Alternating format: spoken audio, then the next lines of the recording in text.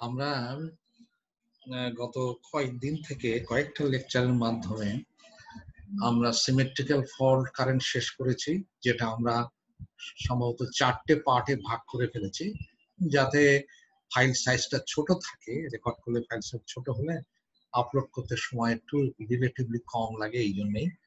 এবং চ্যাপ্টার 4 যেটা symmetrical component আর unsymmetrical fault, এটা বড় চ্যাপ্টার। এইটাকে প্রায় 9টা, সম্ভবত 9টা পার্টে ভাগ করে রেকর্ড করে তোমাদের কাছে অলরেডি পাঠিয়ে দেওয়া হয়েছে এই দুটো চ্যাপ্টারই।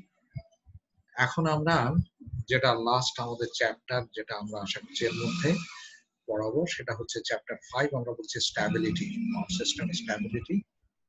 আমরা হারমোনিক্স, পাওয়ার সিস্টেম হারমোনিক্স একটা আছে, এই চ্যাপ্টারটা আমি জানি না, এটা যদি সত্যি আমাদের ইউনিভার্সিটি খোলার পরে যদি সম্ভব হয় তখন দেখা যাবে আর কি। আপাতত আমরা স্ট্যাবিলিটি পর্যন্তই রেকর্ড করে তোমাদের কাছে পাঠিয়ে দেব।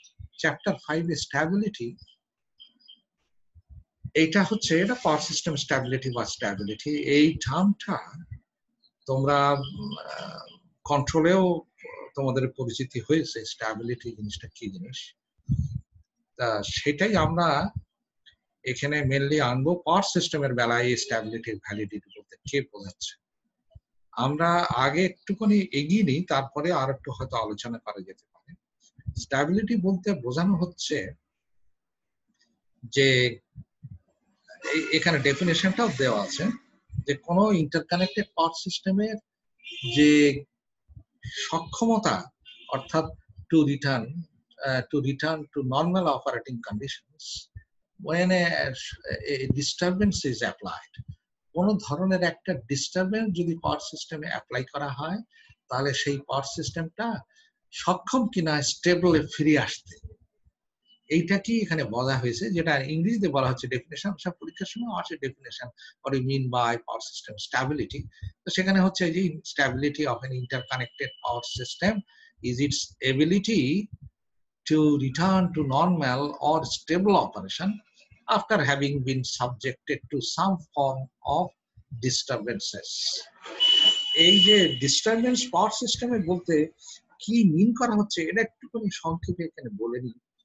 একটা পাওয়ার সিস্টেম আমরা জানি যে জেনারেশন হচ্ছে এবং লোড আছে, অনেক জেনারেটর প্যারালাল অপারেশন হচ্ছে to meet the total demand of the country. যে পাওয়ার সিস্টেমটা একেবারে দেশময় ট্রান্সমিশন লাইন দ্বারা, নেটওয়ার্ক দ্বারা ছড়িয়ে রাখা হয়েছে, এবং সেখান থেকে আস্তে আস্তে বিভিন্ন পয়েন্টে এই লোড, যেসব এলাকায় লোড সেন্টার, সেখানে সাবস্টেশন বসিয়ে ওই হায়ার ভোল্টেজ থেকে পাওয়ারটাকে আস্তে আস্তে লোয়ার ভোল্টেজে ট্রান্সফার করতে করতে একেবারে কনজিউমারের ডোর পর্যন্ত নিয়ে পৌঁছে দেওয়া হয়। বড় বড় ইন্ডাস্ট্রিয়াল কনজিউমার হলে তাদের কাছে, তারা যেমন কেউ কেউ ইন্ডাস্ট্রি আছে 132 কেভির কনজিউমার, তারা 132 কেভি থেকেই কানেকশন নিয়ে থাকে, নিয়ে তাদের নিজস্ব সাবস্টেশনে নিয়ে যেয়ে স্টেপ ডাউন করিয়ে তাদের বিভিন্ন লেভেলে তারা কাজ করে।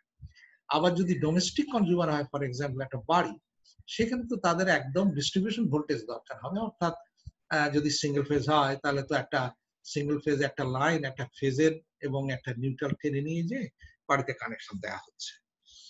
এই যে পুরো লোড এবং জেনারেশন, এই জিনিসটা ব্যালেন্সড অবস্থায় রান করতে হবে। এমন তো হবে না যে লোড যতটা তার থেকে বেশি জেনারেশন আমি করে স্টোর করে রাখবো, এটা তো হবে না পাওয়ার সিস্টেম।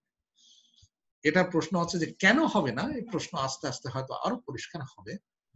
শুধু এখানে একটা জিনিস জানানো যাচ্ছে, যেটা আমরা যখন লোড ফ্লো সলিউশন করেছিলাম, সেখানেও আমরা জানি যে একটা হেলদি পাওয়ার সিস্টেম সাকসেসফুল অপারেশনের একটা কন্ডিশন হচ্ছে যে load and generation must be equal, load and plus loss in the line must be equal to the generation, amount of generation.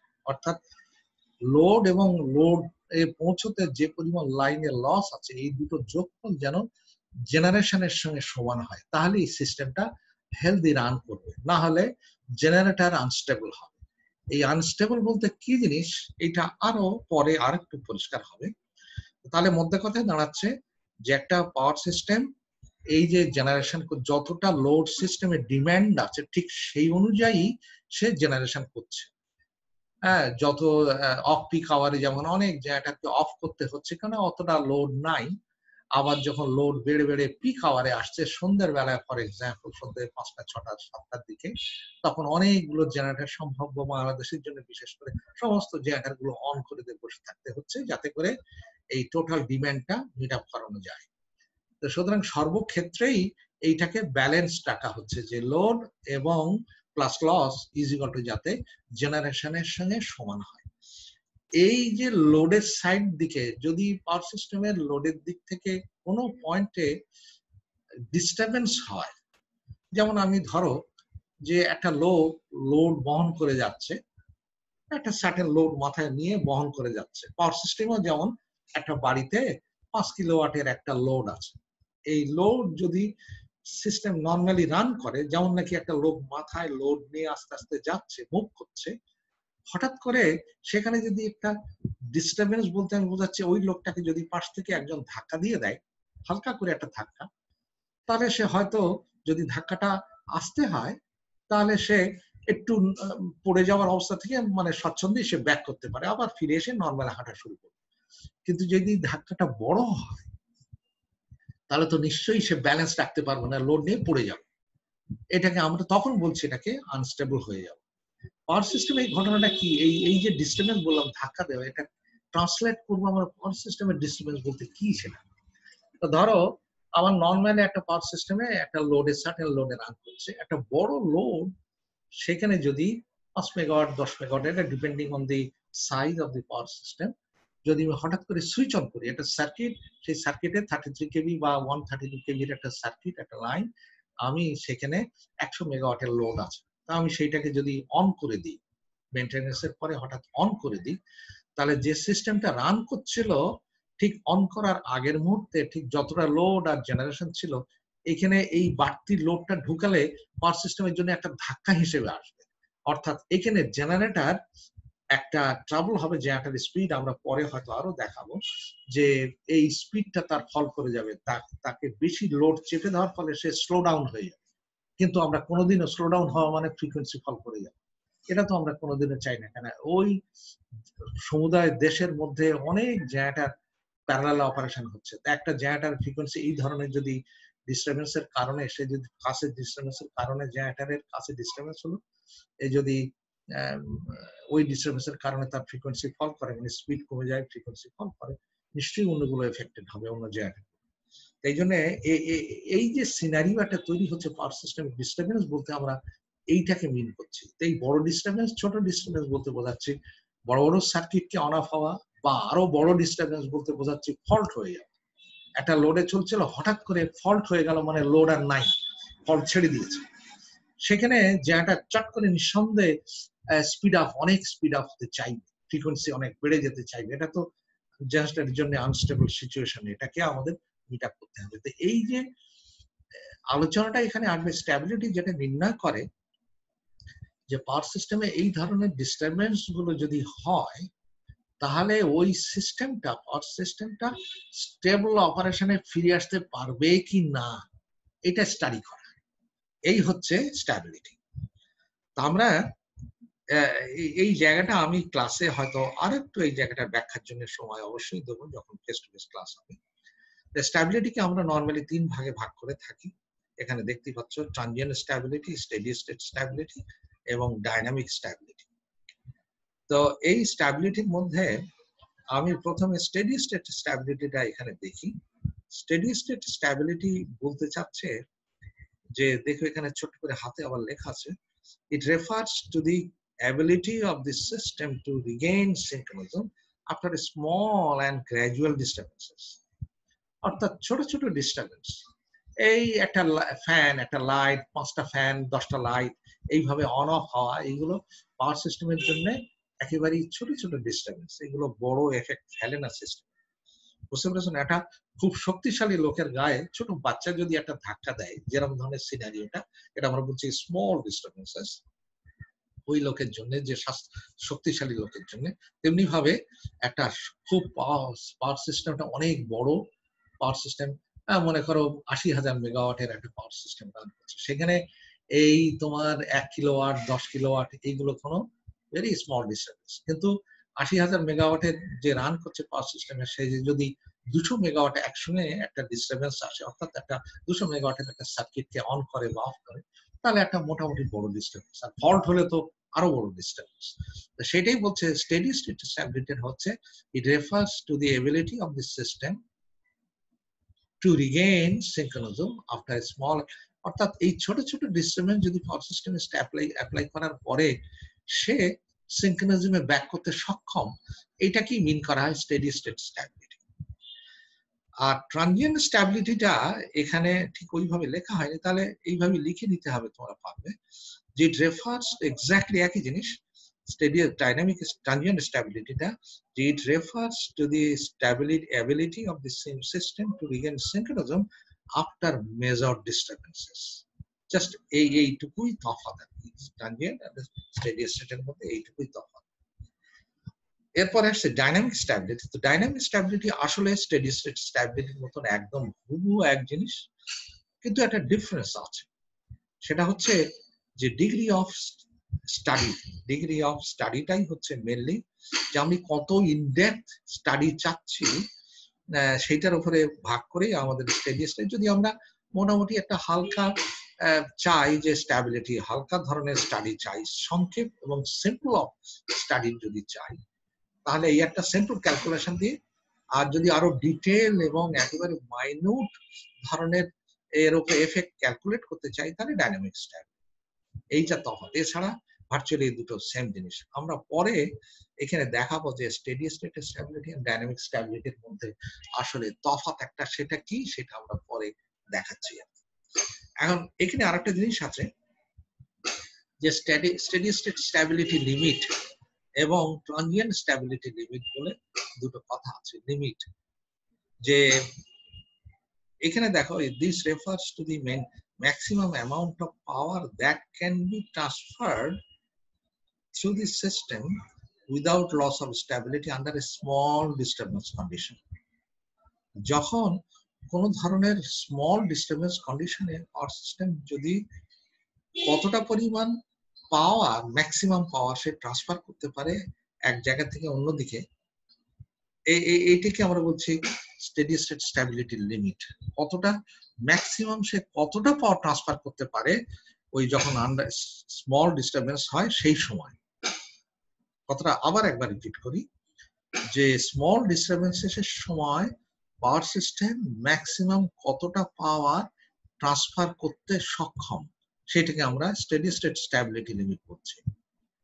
R transient স্ট্যাবিলিটিটা হচ্ছে যে যদি মেজর ডিস্টারবেন্সেস হয়, তাহলে সেই সময় পাওয়ার সিস্টেম সর্বোচ্চ কতটা পাওয়ার ট্রান্সফার করতে পারে। এই হলো এই লিমিটটা আর কি, বুঝতে পেরেছ, এই ধরনের লিমিট। তা আমি এখানে একটা উদাহরণ দিতে যে আমি তোমাদেরকে হয়তো নিয়ে আসতে পারি এই জায়গাটায়। সেটা হলো যে মনে করো আমি অ্যাজ এ হিউম্যান বিং, আমি মনে করো একটা পয়েন্ট থেকে একটা সার্টেন 30 গজ দূরে আমি বা 50 গজ দূরে নিয়ে যাব, কিছু লোড বহন করে আমাকে নিয়ে যেতে হবে। এখানে দেখো ঘটনাটা কিরকম হচ্ছে, আমি একটা পয়েন্ট যেখান থেকে স্টার্টিং পয়েন্ট, সেখানে আমি ইট ক্যারি করব, মাথায় করে ইট ক্যারি করে এক পয়েন্ট থেকে অন্য পয়েন্টে আমি যাব 50 গজ দূরে। তো যেখানে স্টার্টিং পয়েন্ট, সেখানে আমি ইট যদি এরকম হয় যে একটার পর একটা মাথায় ইট সাজিয়ে নিয়ে আমি সর্বোচ্চ হয়তো 10টা ইট নিয়ে আমার ডেস্টিনেশনে হেঁটে পৌঁছতে পারবো। কিন্তু যদি ঘটনাটা এরকম হয় যে আমার স্টার্টিং পয়েন্ট থেকে আমার মাথাতে একসঙ্গে 10টা ইট ফেলে দিলে তো আমি পড়ে যাবই অবশ্যই। সেখানে আমি সর্বোচ্চ আমার মাথার উপরে যদি 5টা ইট ফেলা হয় 10টার পরিবর্তে, তাহলে আমি খাড়া থেকে মানে দণ্ডায়মান অবস্থা থেকে আমি পড়ে না যেই ঠিক থেকেও আবার এই 5টা ইট বহন করে নিয়ে যেতে সক্ষম। এই যে একটা উদাহরণ দিলাম, এটা ক্লাসেও দরকার হলে আবারও আমি বলবো। এই যে একটা হচ্ছে বড় ডিস্টারবেন্সের সময় সে সর্বোচ্চ কতটা লোড ক্যারি করতে সক্ষম, ট্রান্সফার করতে পারে, সেটা হচ্ছে ট্রানজিয়েন্ট স্ট্যাবিলিটি। আর স্মল ডিস্টারবেন্সেস এর সময় পাওয়ার সিস্টেমের সর্বোচ্চ কতটা লোড ক্যারি করতে সক্ষম, সেটি হচ্ছে স্টেডি স্টেট স্ট্যাবিলিটি লিমিট। তো এই দুই লিমিটের মধ্যে অফকোর্স খুব ক্লিয়ারলি বোঝা যাবে যে স্টেডি স্টেট স্ট্যাবিলিটি লিমিটটা বড়। যেখানে আস্তে আস্তে অল্প ডিস্টারবেন্স সেই অবস্থায় সে ম্যাক্সিমাম লোড বহন করতে সক্ষম। যেমন নাকি আমি এখানে বলেছিলাম আমার ঘাড়ে যদি আস্তে আস্তে 10টা সর্বোচ্চ ইট আমি রাখা হয় তাহলে আমি এই 10টা ইট নিয়ে বহন করে যেতে পারি, কিন্তু আমার ঘাড়ে যদি একসঙ্গে 5টা ইট ফেলে দেওয়া হয় তাহলে আমি এর বেশি আর 5টা ইটের বেশি নিতে পারি না, 6টা ইট ফেললে আমি পড়ে যাই। এই 5টা ইট এই ম্যাক্সিমাম লোডটা হচ্ছে তখন 5টা ইটের ইকুইভ্যালেন্ট। এই গেল জিনিসটা। আর এখানে দেখো ডিফারেন্সটা, এটা যেহেতু এখন তো আর বোর্ড নেই, বোর্ডে দেখাতে পাচ্ছি না, মেন ডিফারেন্সটা হচ্ছে দুটো। এই জায়গাটা দেখো, আমি ক্লাসের দরকার হলেও সেই সময় বলে দেবো যে স্টেডি স্টেট স্ট্যাবিলিটিটা হচ্ছে যেখানে স্টেডি স্টেট স্ট্যাবিলিটির বেলাতে সলিউশন যে করা হবে স্ট্যাবিলিটি সলিউশন, সেখানে একটা সিম্পল জেনারেটর মডেল ব্যবহার করা হয়। যে সিম্পল জেনারেটর মডেল বলতে বোঝাচ্ছি generator as a constant voltage source generator, এবং তার সঙ্গে একটা যে সিরিজ রিঅ্যাক্ট্যান্স থাকে জেনারেটর ওয়াইন্ডিং এর সিনক্রোনাস রিঅ্যাক্ট্যান্স, সেটাকে আমরা বলছি সিম্পল জেনারেটর মডেল। তো আমরা যখন এই সিম্পল জেনারেটর মডেলকে ব্যবহার করবো আমাদের স্টাডির জন্য, সেইরকম ক্ষেত্রকে আমরা বলবো স্টেডি স্টেট স্ট্যাবিলিটি।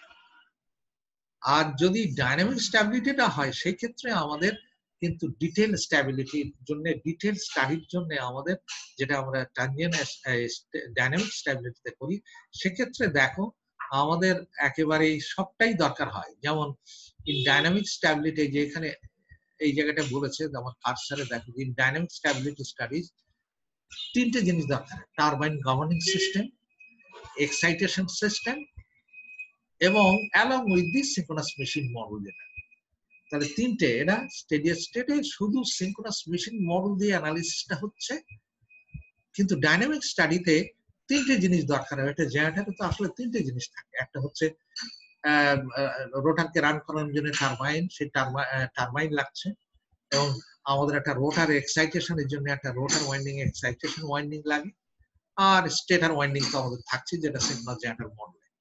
তাহলে এই 3টে জিনিসের সমন্বয় যখন স্টাডিটা করা হয় তখন আমাদের সেটাকে ডাইনামিক স্টাডিতে বলি।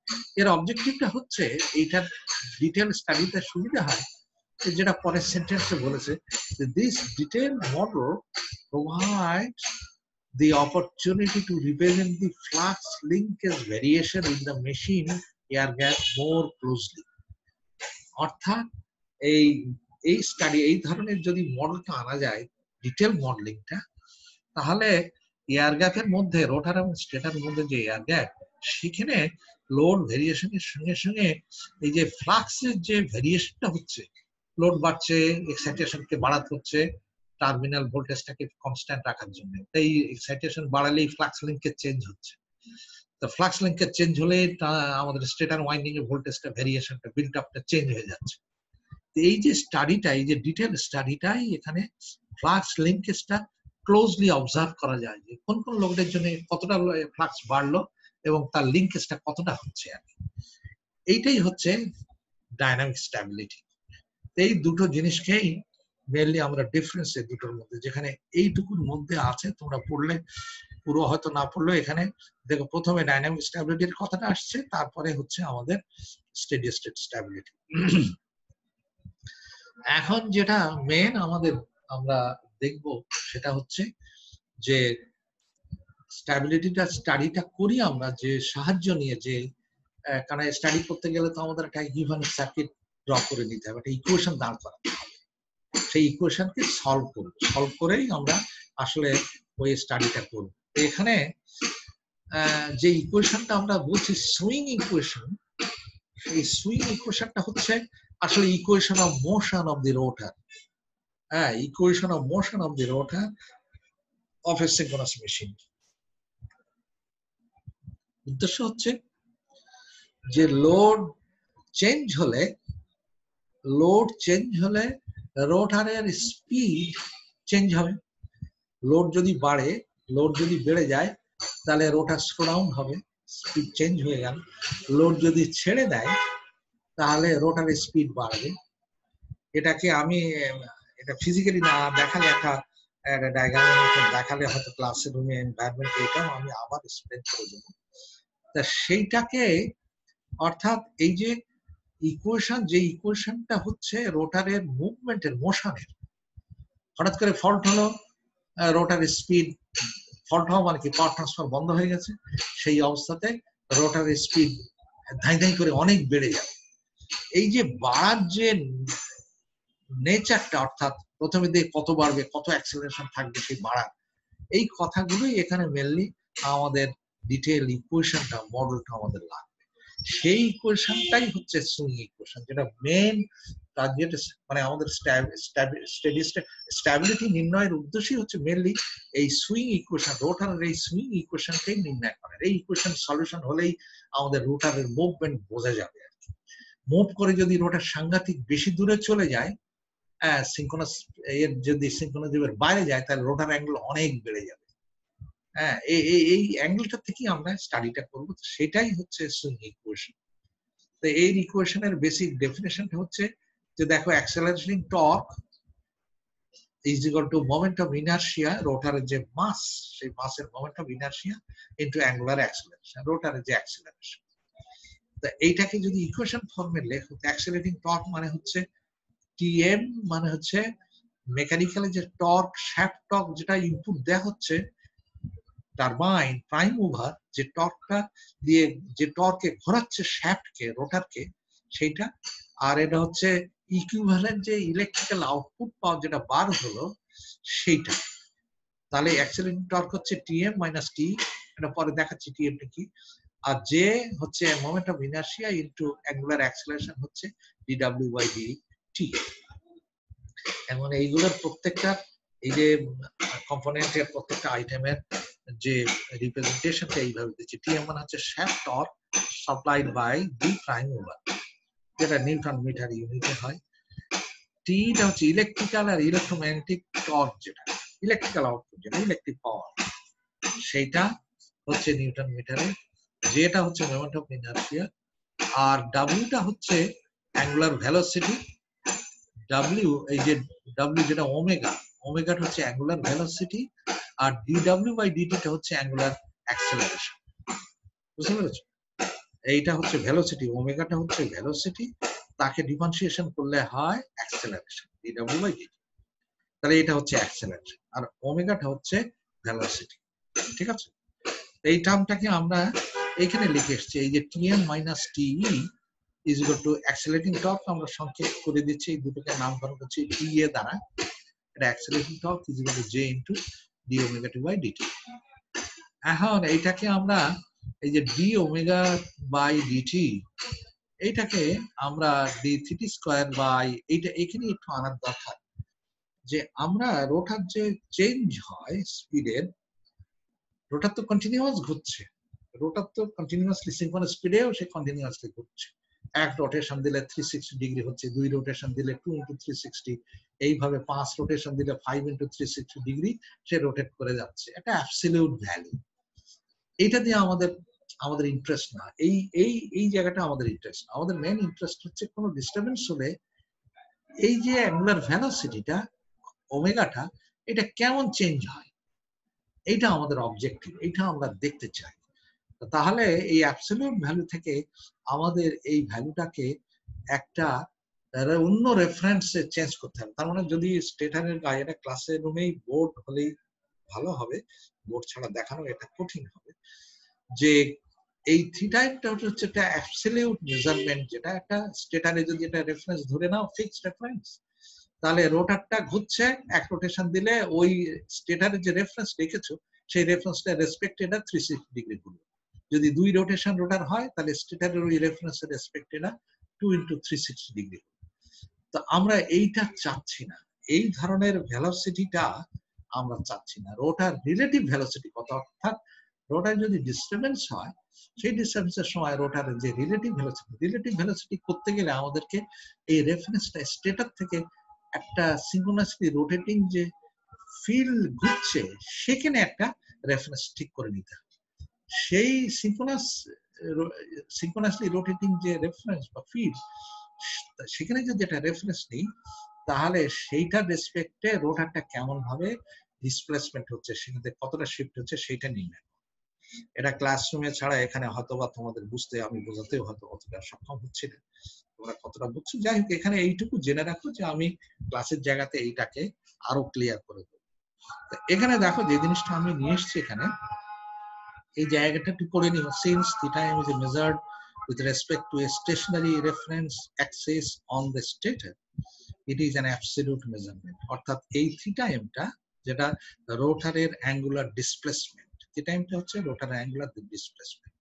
তাহলে এটা ডিসপ্লেসমেন্ট, এটাকে যদি ডিফারেন্সিয়েশন করো তাহলে হয় ভেলোসিটি, সেই ভেলোসিটিকে যদি আবার ডিফারেন্সিয়েশন করো এটা হয় অ্যাক্সেলারেশন। তার মানে এইটার এইটা একই জিনিস। কিন্তু এই থিটা এম এর ভ্যালুটা আমরা চাচ্ছি না, থিটা এম কে আমরা আনতে চাচ্ছি না, থিটা এম এর জায়গায় রিপ্লেস করা হবে, এই রেফারেন্সটা চেঞ্জ করতে হবে। সেই জন্য এখানে আমরা এই অ্যাবসলিউট মেজারমেন্ট আমাদের কোনো কাজে আসবে না। Consequently it continuously increases with time even at constant sequence speed। অর্থাৎ ওই থিটা এর মান কন্টিনিউয়াসলি বেড়ে যাবে যদি সিকোয়েন্স স্পিডে ঘরে, কন্টিনিউয়াসলি বেড়ে যাবে। ওটা দিয়ে তো আমাদের আসলে ইন্টারেস্ট না। তাহলে since the rotor speed relative to synchronous speed, এই রোটারের স্পিড যেটা রিলেটিভ টু সিনক্রোনাস স্পিড, এটা আমাদের আসলে দরকার, ইজ অফ ইন্টারেস্ট। তো সেটা করতে গেলে আমাদের দেখো, it is more convenient to measure the rotor angular position with respect to a reference axis which rotates at signal speed। কারণ আমরা রেফারেন্সটা স্টেটারের যে ফিক্সড রেফারেন্স থেকে আমরা ওই এয়ার গ্যাপের ভিতরে যে রোটেট করছে ফিল্ড, হ্যাঁ সিনক্রোনাসলি রোটেটিং ফিল্ড, সেই ফিল্ডে একটা রেফারেন্স ধরে নেব যে রেফারেন্সটা কন্টিনিউয়াসলি রোটেট করছে সিগন্যাল স্পিড টু, ঠিক আছে, কিন্তু সে নিজেও কন্টিনিউয়াসলি রোটেট করছে। আর এই রেফারেন্সের সঙ্গে যেটা সিনক্রোনাসলি রোটেট করছে কন্টিনিউয়াসলি, তার রেসপেক্টে অ্যাকচুয়ালি রোটারের যে কোনো একটা পয়েন্ট সে কেমন ধরনের ডেভিয়েশন হচ্ছে ওই ওই সিনক্রোনাসলি রোটেটিং রেফারেন্সের সঙ্গে, এইটাই আমাদের দেখার মেনলি উদ্দেশ্য। এই জিনিসটা ড্র করলে আরো ক্লিয়ার হবে আমার বিশ্বাস, এইটুকু তোমরা জেনে রাখবে। আমি ক্লাসে অবশ্যই এই জায়গাটা আরো বনে বুঝিয়ে ব্যাখ্যাটা করে দেবো। এখন এখানে যে থিটা এম আমরা যেটা বললাম, এই যে এখানকার থিটা এম বলতে অ্যাঙ্গুলারের রোটারের যে absolute angular position, angular displacement বা অ্যাঙ্গুলার পজিশন, এটা মেন হচ্ছে এইটা হচ্ছে omega S synchronous speed into time, speed into time মানে ডিসটেন্স, এটাও ডিসটেন্স, প্লাস থিটা এমটা হচ্ছে যে একটা রিলেটিভ অ্যাঙ্গুলার ডিসপ্লেসমেন্ট। এই দেখো এখানে ওমেগা এস বলছে synchronous speed of the machine, সেটা in mechanical radian per second, আর ডেল টাইম হচ্ছে অ্যাঙ্গুলার ডিসপ্লেসমেন্ট, এটাও angular displacement of the rotor from সিনক্রোনাসলি rotating reference Axis. যে এই ভ্যালুটা হচ্ছে যদি রোটার সিনক্রোনাস স্পিডে ঘোরে তাহলে এই রিলেটিভ কোনো স্পিড নাই, এটা জিরো, এর কোনো রিলেটিভ ডিসপ্লেসমেন্ট হবে না, এটা জিরো হবে। কিন্তু যদি রোটার অ্যাকচুয়ালি সিনক্রোনাস স্পিডের থেকে একটু ডেভিয়েট করে, যেটা লোড চেঞ্জ হলে ফল্ট হলে হয়ে যাবেই, সেইটা হচ্ছে এই ভ্যালু ডেএলএম দ্বারা নির্ণয় করতে বোঝাতে চাচ্ছে, ঠিক আছে? তো তাহলে এটা ইকুয়েশন 4 বলছি। এখন এই ইকুয়েশন 4 কে যদি ডিফারেন্সিয়েশন করো তাহলে del theta D theta M by DT is equal to omega S T, omega S T তো ডিফারেন্সিয়েশন করলে ওমেগা এস হবে plus DW DM by DT, ঠিক আছে? এখন এইটাকে যদি আরেকবার ডিফারেন্সিয়েট করো, তো এটা তো সিনক্রোনাস স্পিড, এটা একটা কনস্ট্যান্ট ভ্যালু, এটা ওমেগা এস লেখাই ভালো ছিল, এখানে ওমেগা এস পাওয়া। তো যাই হোক, এইটা হচ্ছে যে আরো যে একবার ডিফারেন্সিয়েট করলে এটা হচ্ছে সেই D square D theta M D by DT square is equal to, এটা তো কনস্ট্যান্ট, অতএব এটা ডিফারেন্সিয়েশন করলে 0 হয়ে গেল, এটা হচ্ছে ডি এম স্কয়ার। এই তার মানে এই যে ভ্যালুটা অ্যাক্সেলারেশন যেটা ছিল with respect to a fixed reference, আমরা নিয়ে আসলাম acceleration with respect to a synchronously rotating reference. কথা বুঝতে পেরেছো তো? এই দুটোকে আমরা রিপ্লেস করে নিলাম। এই 6 নম্বর ইকুয়েশন এখানে বসিয়ে দিলে এইটাকে ভ্যালুটাকে চেঞ্জ করে এইটাই আসে, এই যে এই ভ্যালুটা আসে, এই ভ্যালুটা আমি এখানে লিখে দেব। তো সেইটাই এখানে কেটে গেছে আমার জায়গাটা। এই যে ডেলএম যেটা ইকুয়েশনটা এখানে ছিল, আমাদের অরিজিনাল ইকুয়েশন ছিল এই যে এইটাই, যে D square theta M divide DT square, আমি এখন লিখবো যে D square del M divide by DT square, হ্যাঁ D square del M divide by D square, এইটার পরিবর্তে এইটা লিখে দেব ইজ ইকুয়াল টু টিএ।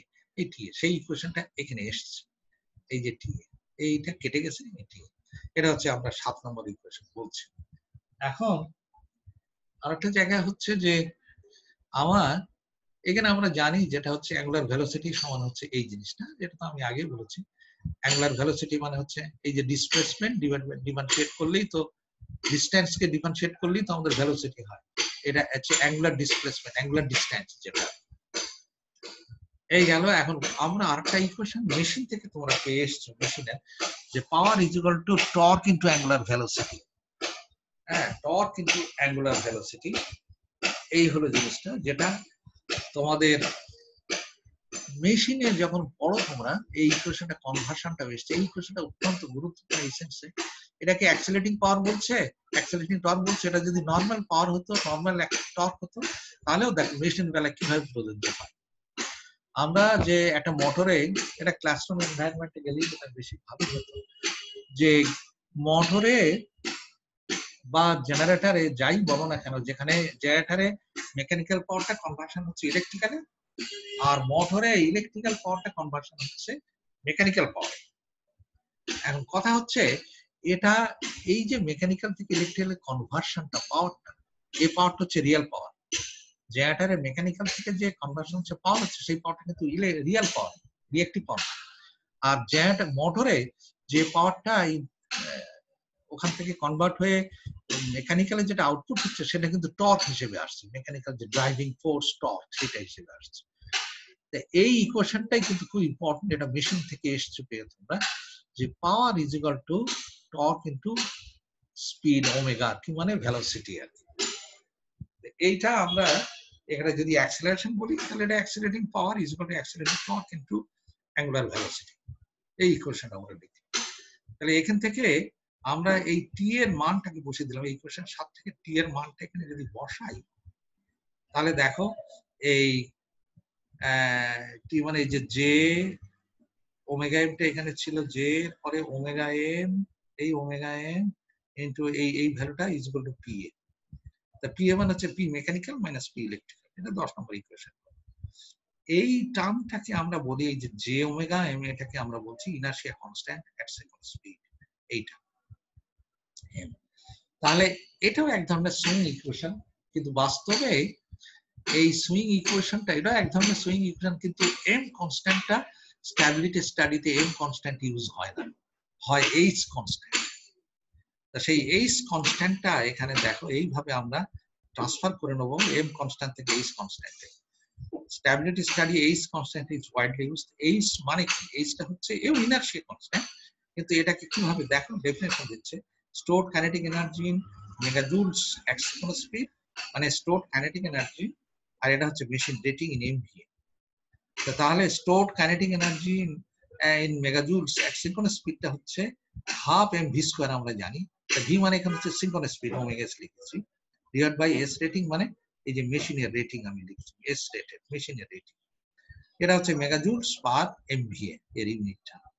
তাহলে এইখান থেকে দেখো, এই যে হাফটা যদি 2 এখানে নিয়ে আসে, এইদিকে চলে আসে, তাহলে 2h is equal to J omega, এই ওমেগা স্কোয়ারকে আমি ভাগ করে এর সঙ্গে একটা জুড়ে দিলাম, J omega S into omega divide by S rated.